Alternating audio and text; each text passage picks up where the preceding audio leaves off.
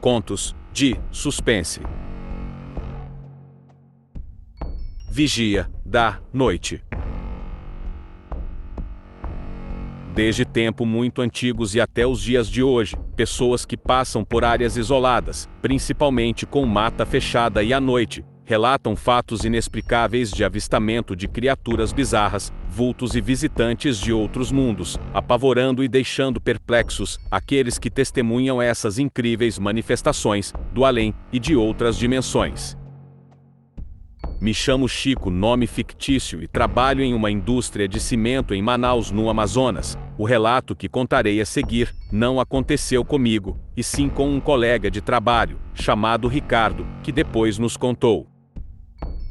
Bom, aqui na empresa trabalhamos de vigilantes orgânicos da própria empresa em turnos revezados, manhã 7 às 15, tarde 15 às 23, noite 23 às 7, e neste dia o Ricardo estava no terceiro turno escalado em um posto que chamamos de a Casa da Diretoria, que na verdade é uma mansão construída pelos donos da empresa, para ficarem hospedados quando vierem aqui para a fábrica visitá-la. Essa mansão foi construída dentro do terreno da empresa, que é uma área de mata fechada muito grande, sendo que o meu amigo nos relatou que por volta de 1h30 da madrugada, ele escutou um barulho no vidro da guarita, como se alguém tivesse batido, e nesse momento ele estava fazendo palavras cruzadas.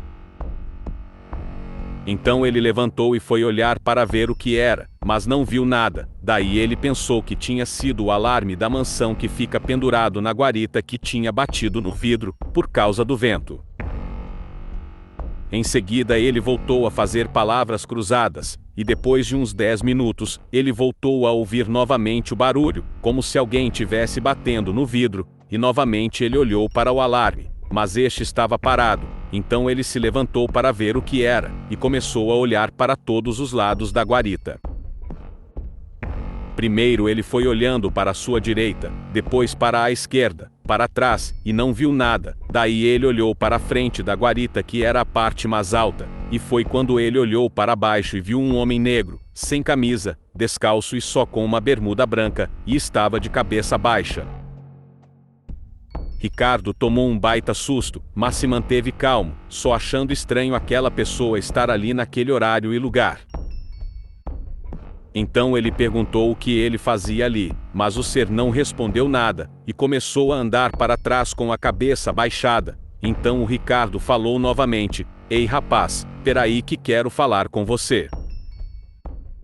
Até então o Ricardo não tinha sentido medo, e sim somente a adrenalina subir, o que é normal. Então naquele momento o ser parou e meu amigo, para falar com o ser, teve que sair da guarita, dar a volta, e sair na rua que dá acesso à mansão, e quando ele chegou no portão, o ser já não estava de frente para ele com a cabeça baixa, e sim de costas com a cabeça erguida. Nesse momento o ser deu mais alguns passos, e o meu amigo falou novamente: "Ei rapaz, espera aí." Em seguida, após isso, o ser começou a ficar todo torto, como se os ossos dele tivessem se quebrando, e começou a andar tipo o cadeirudo na direção de uns coqueiros que tem lá no local, e foi nessa hora que o Ricardo sentiu um arrepio no corpo, e um medo enorme. O Ricardo então passou o rádio para a portaria central pedindo reforços, mas quando chegaram lá olharam tudo e não encontraram nada. Depois disso, meu amigo não tirou mais serviço lá, e pouco tempo depois pediu para sair da empresa. Eu trabalho desde 2006 na empresa, e todas as vezes que fui escalado para lá, nunca na guarida da Casa da Diretoria, não vi nada, mas confesso que é um lugar tenebroso, um lugar que deixa você todo o tempo com aquela sensação de não estar só, e outros colegas dizem ter ouvido e visto algumas coisas, mas eu, graças a Deus, nunca vi nada. Funerários. Esta é uma história como tanatoprazista, atividade exercida há alguns anos atrás. O trabalho que consiste em preparar os falecidos para serem velados. A casa funerária onde eu trabalhava era como outra qualquer, onde muitos dos seus trabalhadores contavam episódios estranhos, ocorridos principalmente na sala nascente do segundo andar. No início eu era cética sobre o assunto, mas mudanças são ossos do ofício. Trabalhamos a qualquer hora, pois pessoas morrem a todo o momento. Uma noite, que nunca esquecerei, tivemos que trazer um corpo de um lugar bastante distante. Pode-se dizer que foi uma viagem desconfortável, com chuva e, para variar, aquela família foi muito estranha. Pareciam felizes porque o corpo foi retirado de sua casa. Quando retornamos, fizemos os preparativos de rotina. Roupas cirúrgicas, luvas, botas, enfim, medidas de segurança. Me propus a ler o atestado de óbito do falecido, para ficar ciente das doenças que ele pudesse ter tido, para nos precaver.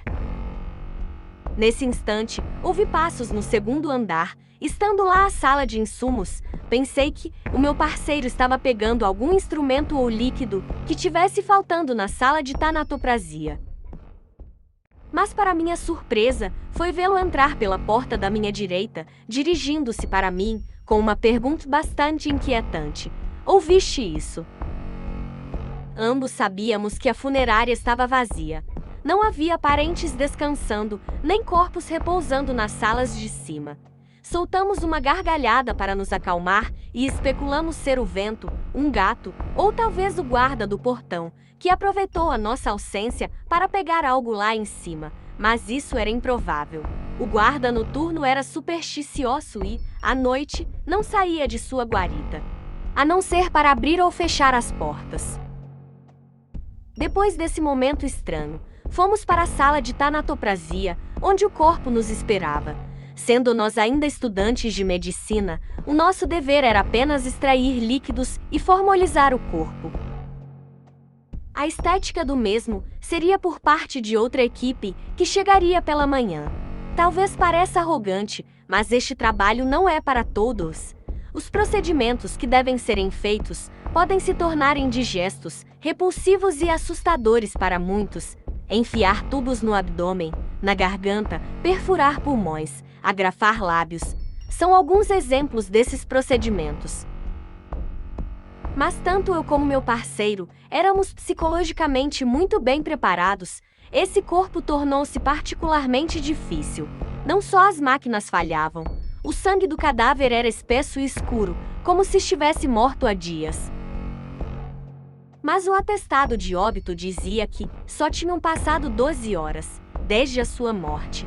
Entretanto, era a maior quantidade de espasmos pós-mortis que eu já tinha visto sair de um cadáver.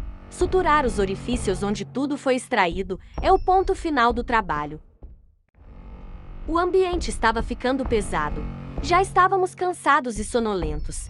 Mas percebi que não tínhamos fio de sutura. Olhei para o meu parceiro, significando que teria que subir para buscar esse fio. Foi nessa hora que pensamos o que seria pior: ficar sozinhos com o corpo ou sair para a escuridão e caminhar pelos corredores? Decidimos que eu lavatrina os instrumentos enquanto ele saía para buscar. Virei-me e fui ao lavatório, que ficava do outro lado da sala, perto da porta. Meu colega, de súbito, me deu umas palmadas nas costas e ouvi dele um leve e rápido: "Bom, agora me vou." Então vi pelo reflexo dos azulejos o vulto dele que saía pela porta, mas aí percebi que um pedaço de fio e agulha estava entre os produtos de limpeza. Apressei-me para segurá-lo de sair da sala e gritei: "Ei, não precisa mais ir lá." Fiquei perplexa quando meu colega, que não saiu da sala, me disse atrás de mim: "Onde você vai? Fica tranquila, só estou tirando as luvas." Um frio percorreu o meu corpo. Porque, para meu espanto, depois de explicar-lhe o que aconteceu, disse-me que ele não tinha chegado perto de mim. E o que é pior, ele pensou que fui eu quem abriu a porta e, quando ele se virou, me viu sair super apressada. Foi uma noite estranha, mas não tão estranha como o dia. Já sendo tudo iluminado pela manhã e com muitas pessoas trabalhando na funerária, pedi ao meu chefe para ver as gravações das câmeras dessa noite. Quando finalmente encontrei aquela parte, parecia que a porta da sala onde estávamos foi aberta sozinha e uma sombra negra saía da sala. Segundos depois, aparece eu saindo com uma agulha e fio na mão, falando com o nada. Fiquei muito perplexa e assustada. Algo muito estranho havia ocorrido e eu nem imagino o que poderia ter sido. Sempre fui muito cética e ter uma experiência dessa me deixou pensativa a respeito da tênue linha entre a vida e a morte, entre corpo e espírito. Me formei e o trabalho de tanatoprazista ficou para trás. Mas ficou na minha lembrança aquela traumática noite em que pudemos experimentar na pele um evento sem explicação lógica. O meu muito obrigado por assistir até aqui. Sua presença me deixa muito feliz e satisfeito. Caso goste de nossos conteúdos, considere inscrever-se em nosso canal, curtir, opinar e compartilhar para fortalecer nosso trabalho. Um grande abraço. Até a próxima. Saudações do The Hair.